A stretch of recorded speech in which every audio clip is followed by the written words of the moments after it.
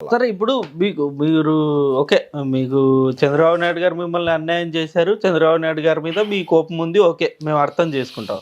But మధ్యలో పవన్ కళ్యాణ్ గారు ఏం చేశారు మిమ్మల్ని? పవన్ కళ్యాణ్ ఇందాక కాదు, మీకే కుటుంబాలు ఉన్నాయి, మీకే ఫ్యామిలీ, లేకపోతే మీకే చెల్లెళ్ళు, లేకపోతే మీ ఇంట్లోనే ఆడవాళ్ళ? పవన్ కళ్యాణ్ వాళ్ళ ఇంట్లో ఉన్న వాళ్ళు ఆడవాళ్ళు కాదా? మరి వాళ్ళకి ఫోన్ వాళ్ళకి వీడియో కాల్లో మీరు రేప్ చేస్తాను ఇలాంటి మాటలు మాట్లాడారు కదా. అది మరి అది ఎంత పెద్ద రాంగ్ అది నేను మాట్లాడాలని మీరు ఎట్లా కంక్లూడ్ చేస్తారు?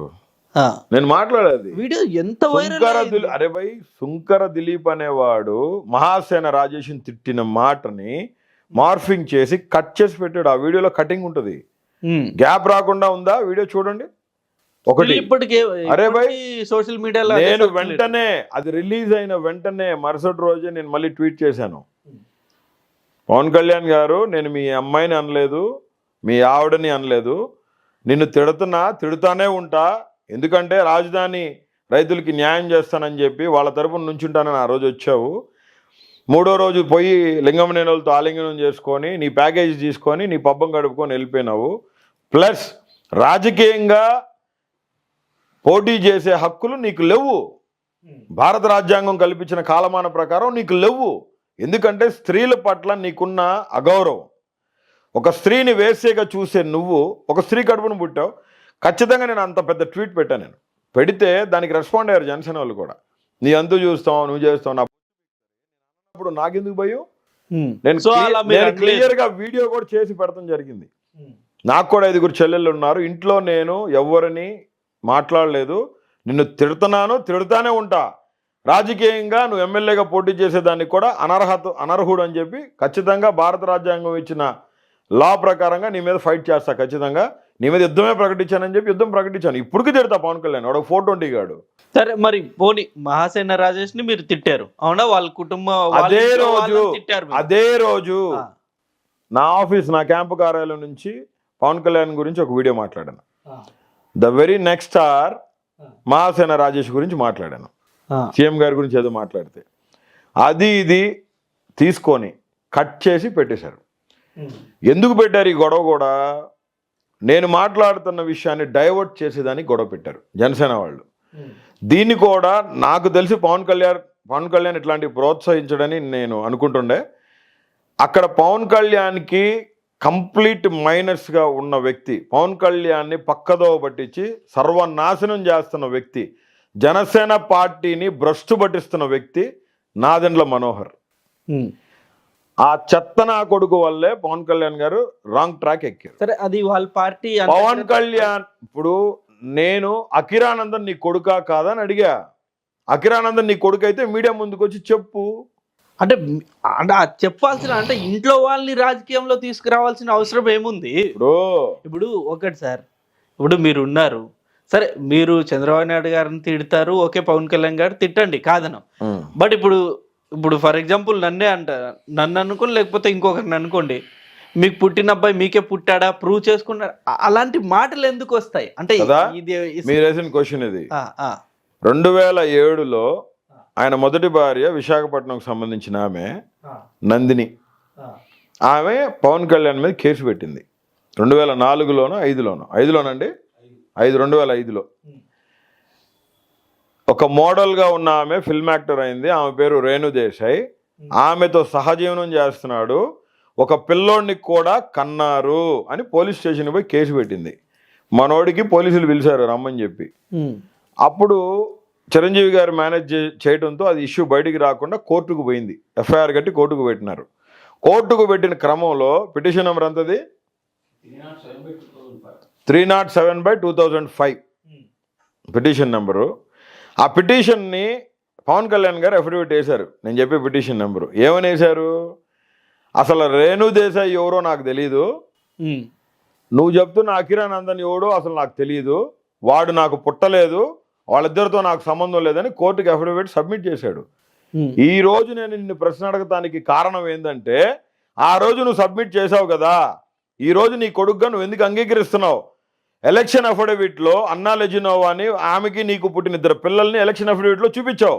కనీసం ఎక్కడ ఎలక్షన్ అఫిడవిట్లో నీ కొడుకు అఖిరానందన్ ఆద్య నీ కూతురని ఎక్కడ చూపించలా.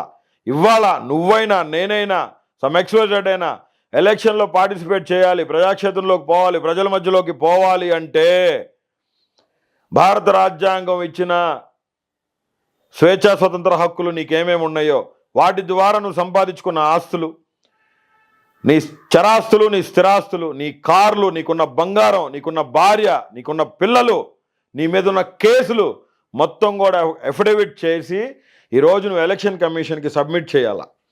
భారత రాజ్యాంగం ఇచ్చిన ఎలక్షన్ కమిషన్ వారు పరిమితి దాటి ఉంటే నిన్ను ఎలక్షన్లో పోటీ చేసేదానికి నిరాకరిస్తారు. పరిమితిలో ఉండి భారత రాజ్యాంగం ప్రకారం నువ్వు ఫాలో అయితే ఎలక్షన్లో ఎమ్మెల్యేగా కానీ ఎంపీగా కానీ పోటీ చేసేదానికి నీకు సర్వ హక్కులు ఇస్తారు. దీన్ని బేస్ చేసుకొని నువ్వు పోవాల్సింది ఉంటుంది. అగ్రానందన్ నా కొడుకు కాదు, రేణుదేశాయ్ నా భార్య కాదని తర్వాత నువ్వు 8 సంవత్సరాలు సహజీవనం చేసి నీకు పిల్లలు పుట్టిన తర్వాత నువ్వు అఫీషియల్గా పెళ్లి చేసుకొని వదిలించుకున్నావు కదా, అది ఎర్రగడ్డలో తీసుకొచ్చిన మ్యారేజ్ సర్టిఫికేట్ ఉంది సబ్ రిజిస్ట్రార్ ఆఫీస్ నుంచి. మరి దీన్ని ఏమంటారు? ఈరోజు నువ్వు ఎలక్షన్లో పార్టిసిపేట్ చేసి నువ్వు మొదటి భార్యకి న్యాయం చేయాలా, ఇంకొకరికి వదిలేసినావు. రెండో భార్య క్యాన్సర్ జబ్బుతో ఉందని తెలిసి ఆమెను రోడ్డు మీద వదిలేసినావు, నీకు ఇద్దరు పిల్లల్ని రోడ్డు మీద వదిలేసినావు. నాకు ఇదే అర్థం కాదు. మూడో భార్యని అన్నాలెజినో అని చేసుకున్నావు. పూనం సరే నువ్వు ఇవన్నీ చేయొచ్చు. ఒకటి సార్ నేను అడుగుతాను, ఇప్పుడు పవన్ కళ్యాణ్ గారు మీరు ఇవన్నీ చెప్పారు బాగానే ఉంది, బట్ వైసీపీ నాయకులకి ఆయన ఎన్నోసార్లు సమాధానం చెప్పారు. ఈవెన్ జనసేన నాయకులు కూడా ఎన్నోసార్లు వీటి మీద క్లారిటీ ఇచ్చారు. ఏమని, అసలు వాళ్ళు ఎవరైతే ఈ పెళ్ళిళ్ళు చేసుకున్నారో వాళ్ళు ఎవరైనా సరే పవన్ కళ్యాణ్ గారి మీద కంప్లైంట్ ఇచ్చారా, మాకు మోసం చేశారని చెప్పేసి, లేకపోతే మమ్మల్ని బయటకు నూకారని చెప్పేసి ఎవరైనా కంప్లైంట్ ఇచ్చారా? ఈ ముగ్గురులో ఎవరైనా ఇచ్చారా? పోనీ ఇంకోరు మీరు అన్నట్టు ఇంకో XYZ ఇంకెవరన్నా కంప్లైంట్ ఇచ్చారా? వాళ్ళకి లేని బాధ మీ వైసీపీ నాయకులకి ఎందుకు, మీకెందుకు? నీకు ఒకటి ప్రశ్న నేను కూడా వేస్తా, సమాధానం చెప్పు. నీకు ఒక చెల్లుంది, ఆ చెల్లిని తీసుకుపోయి పవన్ కళ్యాణ్ లాంటి వాడికి ఇచ్చి పెళ్లి చేస్తావు. పవన్ కళ్యాణ్ ఎవరు? ఒక హీరో, చిరంజీవి తమ్ముడు. చిరంజీవి లేకపోతే పవన్ కళ్యాణ్ అనేవాడు జీరో. పవన్ కళ్యాణ్ అనేవాడు జీరో, ఒక సైకో. నీ చెల్లిని తీసుకుపోయి పవన్ కళ్యాణ్కి ఇచ్చి పెళ్లి చేశారు సపోజ్ అనుకుంటాం.